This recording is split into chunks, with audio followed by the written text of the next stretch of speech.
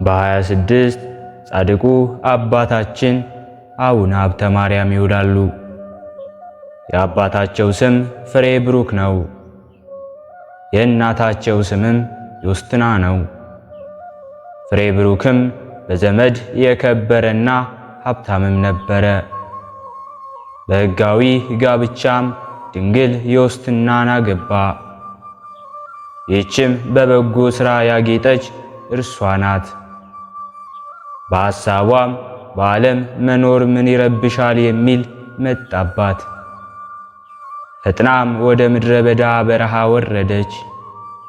ከዋሻ ገብታም ቆመች።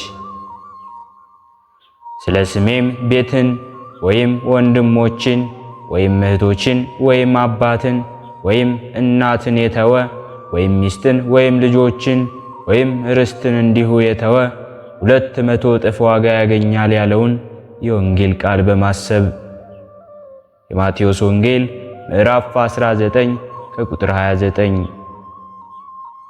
ከዚህ በኋላ አንድ ባህታዊ አያት። እርሱም ምን አመጣሽ? ለኔ እንቅፋት ልትሆኝ መጣሽን? አላት። አሁንም ፈጥነሽ ሂጂ እንደዚህ ብሎ ተቆጣት። ዓለምን ንቄ መጣሁ እንጂ አንተን ላስት አልመጣሁም። አባቴ ይቅርታ አድርግልኝ፣ ወደ ሌላ ቦታ እሄዳለሁ አለችው። በዚያን ጊዜ ከእርሷ የሚሆነውን መንፈስ ቅዱስ ገልጾለት እንዲህ አላት። ዜናው በዓለም የታወቀ ብዙ ነፍሳትን ከሲኦል የሚያወጣ ትወልጃለሽና ወደ ቤትሽ ተመለሽ አላት። ቅድስት ዮስትናም የፈጣሪ ፍቃድ ከሆነ ብላ ወደ ቤቷ ተመለሰች። ከጥቂት ቀንም በኋላ ጸንሳ ደምግባቱ ያማረ ልጅን ወለደች። 40 ቀንም ሲሆነው ወደ ቤተ ክርስቲያን ወሰዱት። ካህኑም ተቀብሎ አጠመቀው። ስሙንም ሀብተ ማርያም ብሎ ሰየመው። ሕፃኑም ጥቂት ካደገ በኋላ ቤተ ክርስቲያን ውስጥ እግዚኦ መሐረነ ክርስቶስ ሲሉ ሰምቶ ሀብተ ማርያም ይህች ጸሎት መልካም ናት፣ እኔም መርጫታለሁ ብሎ ሌሊቱን ሁሉ ይሰግድ ነበር።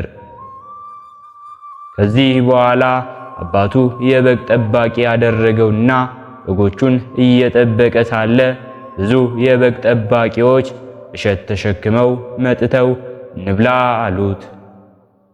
የመጣበትን አላውቅምና አልበላም አላቸው። በቁጣ ዓይንም አዩት።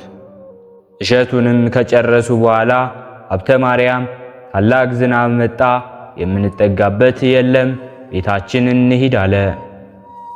የሚታይ ደመናም የለም፣ እንዴት ይዘንባል አሉት። እኔ የማውቀውን አታውቁምና አላቸው። አልሰሙትም ነበር። እርሱም በጎችን ይዞ ወደ ቤቱ በገባ ጊዜ ታላቅ ዝናብና ነፋስ፣ መብረቅ፣ ነጎድጓድም ተሰማ። ታላቅ ዝናብም ሆነ፣ መሸሸጊያም አላገኙም። በሁለተኛም በጎቹን እየጠበቀ ሳለ አንድ የበግ እረኛ መጥቶ በትሩን ነጠቀውና ሄደ። በሕያው እግዚአብሔር ስም ምልሃለው በትሬን አትውሰድብኝ አለው። አልሰጥም አለው። ያን ጊዜ ያቀማኛውን በነፋስ ላይ ተቅበዝብዞ ተሰቀለ። የእግዚአብሔር አገልጋይ ሀብተ ማርያም ማረኝ አለ። ሁሉም ሰዎች አይተው አደነቁ። ሀብተ ማርያም ሆይ ይቅር በለው አሉት። እርሱም እግዚአብሔር ሰቀለው እንጂ እኔ ምን አደረግኩ አለ። እግዚአብሔር ይቅር ይበለው አለ። ያን ጊዜም ወርዶ በእግዚአብሔር ፈቃድ በእግሩ ቆመ። ከእግሩ በታችም ሰገደ። ከዚህ በኋላም ሀብተ ማርያም ስለ አድባር ከምትባል ገዳም ገባ። መነኮሰም። ከመነኮሳት ተለይቶ ታላቅ ተጋድሎ ጀመረ። ከባህርም ገብቶ ይሰግድ ነበር። ያለ ሰንበትም ቀን እህል አይቀምስም ነበር። ከዚህ በኋላ እህል መብላትን ተወ። ምግቡም ቅጠል ሆኖ ብዙ ተጋድሎንም በሰራ ጊዜ መድኃኒታችን ኢየሱስ ክርስቶስ ወደ እርሱ መጣና ሚካኤልና ገብርኤል የመላእክትን ማህበር ዙሪያውን ሆነው ያመሰግኑት ነበር። ወዳጄ ሀብተ ማርያም ሰላም ላንተ ይሁን አለው። ከግርማውም የተነሳ ወድቆ እንደ በድን ሆነ። ጌታችንም በእጁ አንስቶ እፍ አለበትና ተጋድሎ በኢየሩሳሌም ሰማያዊት ተጻፈ አለው። የማቴዎስን የማርቆስን ወንጌል በምታነብ ጊዜ ከቅዱሳን ጋር የምትገናኝበት የብርሃን ሰረገላ ሰጠሁ፣ ወደ ኢየሩሳሌም የምትበርበት የእሳት ሰረገላን ሰጠሁ አለው። ሁለተኛ ነገሥት ምዕራፍ 2 ከቁጥር 11። ከብዙ ተጋድሎ በኋላ የሚሞትበት ጊዜ ሲደርስ ለሞቱ ምክንያት ይሆን ዘንድ ትንሽ ቸነፈር ያዘው። ጌታችን ኢየሱስ ክርስቶስም ወደ እርሱ መጥቶ ወዳጄ ሀብተ ማርያም ሰላም ላንተ ይሁን አለውና ከድካም ወደ ዕረፍት ልወስድህ መጣሁ፣ እነሆ 7 አክሊላትን ስለ በጎ ሥራ ሰጠሁ አለው። መታሰቢያህን ካደረጉ በጸሎትህ ከተማጸኑ የምታገባበት በውስጧ 5 የወርቅ አምዶች የተተከሉበት ሰጠሁ ላንተም አለው። ደግሞ የእሳት መስቀልን እንዲሁም የወርቅ ጫማን የብርሃን ልብስን ስውር የሆነ መና ሰጥሃለሁ ብሎ ይህን ቃል ኪዳን ከሰጠው በኋላ መላእክት በየነገዳቸው 99ኙ ሰራዊት ወዳጃችን ሀብተ ማርያም መላእክት በየነገዳቸው 99ኙ ሰራዊት ወዳጃችን ሀብተ ማርያም እያሉ ሰላም ላንተ ይሁን አሉት። ሀብተ ማርያም እግዚአብሔርን አመሰገነ።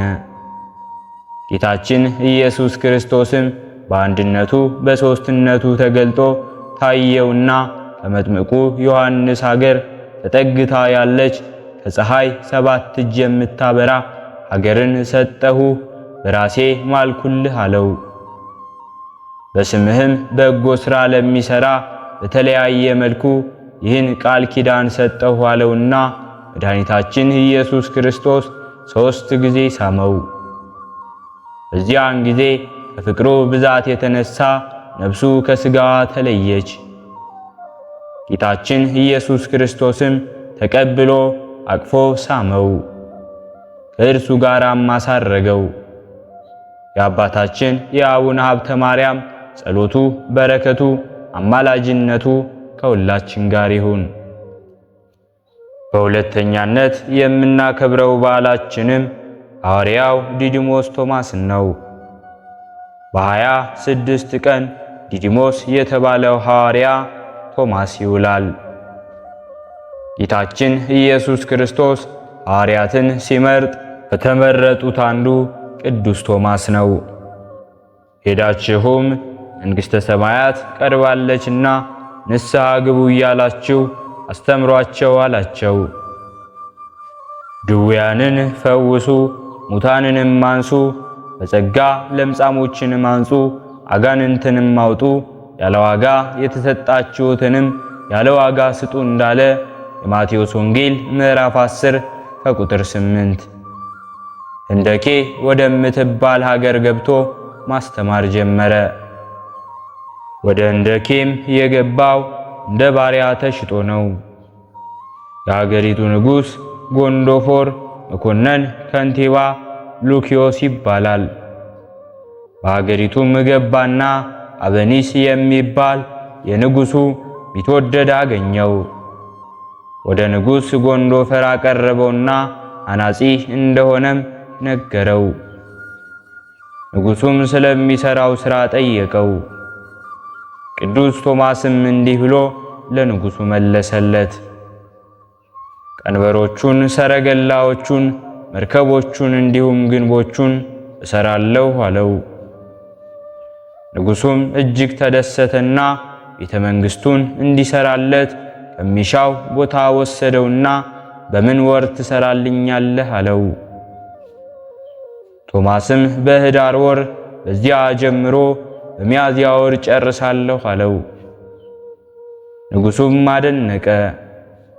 ከዚህ በኋላም ንጉሡ ለማሰሪያ የሚሆነውን ገንዘብ ሰጠውና ቶማስም ተቀብሎ ወደ ቤቱ ሄደ። ለድሆችና ለምስኪኖች መጸወተውና ለንጉሡ ሕንፃው አልቆ ጣሪያው ቀርቷል ብሎ ላከበት። ንጉሡም ብዙ ገንዘብ ላከለት። ቶማስም እንደ ልማዱ መጸወተውና ከዚህ በኋላ ንጉሡ ከዘመቻው በተመለሰ ጊዜ ስለ ሕንፃው ጠየቀ። ምንም እንዳልተሰራ ተነገረው። እጅግም ተቆጣ። ቶማስንም አስመጣው፣ ከአበኒስ ጋር አሰረው። በዚያም ሌሊት የንጉሡ ወንድም ጋዶን በድንገት ታመመና ሞተ። መላእክትም ነፍሱን ተመሳሳይ የሌለው በወርቅና በዕንቁ የተሰራ ቤትን አሳዩት። ጋዶንም ይህ ቤት የማን ነው አላቸው። መላእክትም ቶማስ ለንጉሡ የሰራለት ነው አሉት። ከዚህ በኋላ ከሞት ተነስቶ ጋዶንም ያየውን ሁሉ ለወንድሙ ለጎንዶፎር ነገረው። ያን ጊዜ ወደ እስር ቤት ሮጡ። ቅዱስ ቶማስንም አበኒስንም ከእስር ቤት አስወጧቸው። ለቶማስም ሰገዱለት። የሀገር ሰዎችም ሁሉ ከንጉሡ ጋር አመኑ። ቅዱስ ቁርባንንም አቆረባቸውና ባረካቸው። ንጉሡም ለጊዜው አምኖ በኋላ ካደና ቅዱስ ቶማስን ቆዳውን ገፈፈውና ቆዳውን አቅማዳ ሰፍቶ ውስጡን አሸዋ ሞልቶ አሸከመውና በገበያ እያዞረ እርሱን ያየ ይቀጣ እያለ ተናገረ። የባሪያዎችንም ሰውነት ለሰማይ ወፎች የጻድቃንህንም ሥጋ ለምድር አራዊት መብል አደረጉ እንዳለ መዝሙረኛው ዳዊት በመዝሙር 78ቱ ሥጋችሁን የሚገሉትን አትፍሯቸው ነፍሳችሁንም ሊገሏት አይችሉምና እንዳለ የማቴዎስ ወንጌል ምዕራፍ 10 ከቁጥር 28። ከዚህ በኋላ በሰውነቱ ላይ ጨው ነስንሶ አስተኝቶ ለበግ ሰጠው። በጎችም ጨው አላቸውና ሥጋውን ግጠው በሉት፣ አጥንቱንም አስቀሩት። የንጉሡ ሚስት አርሳንያ ትባላለች። ቅዱስ ቶማስን ባየችው ጊዜ ደንግጣ ሞተች። ቶማስም ከሞት ባስነሳት ሰዓት ታምናለህ አለው። አምናለሁም አለ። አቅማዳውንም ጫነበት። ፈጥናም ተነሳች። እንዲሁም እያደረገ ብዙ ሙታኖችን የተቀበሩትንም እንዲሁም ያልተቀበሩትንም አቅማዳውን ሲጭንባቸው ይነሱ ነበር። ድውያኑም ይፈወሱ ነበር። ድውያን እንዲፈወሱ ሙታንንም እንዲያስነሱ ሥልጣንን ሰጣቸው እንዳለ የማርቆስ ወንጌል ምዕራፍ 3 ከቁጥር 15። ከዚህ በኋላ የእረፍት ጊዜው ደረሰና ጌታችን ኢየሱስ ክርስቶስ ከአእላፍት መላእክት ጋር ወደዚያ ወረደና ወዳጄ ቶማስ ሆይ በስምህ ለተራበ እንዲሁ ላበላ፣ ለተጠማም ላጠጣ፣ ለተራቆተ ላለበሰ፣ መጽሐፈ ገድልህን ለጻፈ እንዲሁም ያስነበበ እንዲሁም ላነበበ የሚፈልገውን እሰጠዋለሁ ብሎ የምህረት ቃል ኪዳን ሰጠውና በጦር ወግተው ገለውታል። እረፍቱም ግንቦት 26 ቀን ነው። የአባታችን የሐዋርያው ዲዲሞስ ቶማስ በረከታቸው፣ ረድኤታቸው፣ አማላጅነታቸው ከእኛ ጋር ትሁን። ሕሊናችን በማሰባሰብ አባታችን ሆይ እንበል።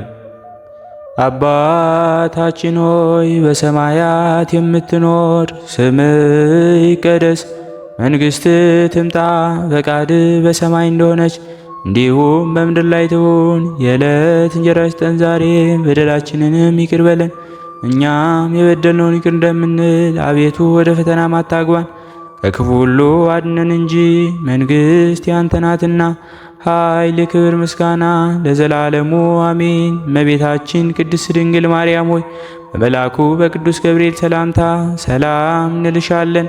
በሐሳብሽ ድንግል ነሽ፣ በሥጋሽም ድንግል ነሽ። አሸናፊ እግዚአብሔር እናት ሆይ ሰላምታ ላንቺ ይገባሻል። ከሴቶች ሁሉ ተለይተሽ አንቺ የተባረክሽ ነሽ፣ የማኅፀንሽን ፍሬ የተባረከ ነው።